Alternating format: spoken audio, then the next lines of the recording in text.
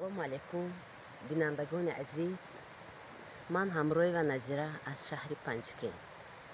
Айни ҳол дар осоишгоҳи доктор Тоҳирӣ барои табобат омадам.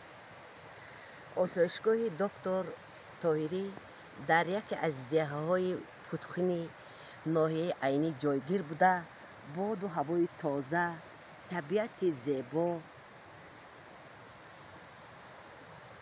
обҳои шаффоф дорад.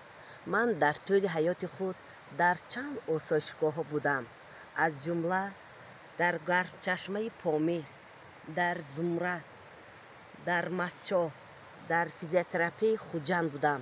Лекин ба монанди осоишгоҳи доктор Тоҳирӣ чунин табиати зебо, боду ҳавои тоза, чашмаҳои шифобахшро надидам.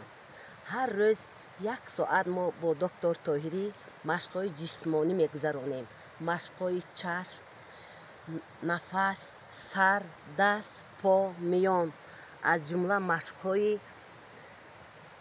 машқҳо бо суруд ва рақс мебошад. Ҳар рӯз ба 5-6 километр ба талу теппаҳои баланд баромада сайру гашт менамоем. Бо гиёҳҳои шифобахш моро шинос менамоянд.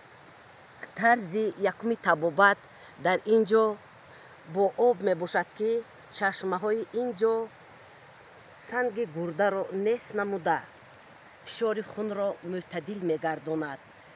Чойҳо аз гиёҳҳои шифобахш, ҳатто хӯрокҳои нисфирӯзӣ аз гиёҳҳои шифобахш мебошад.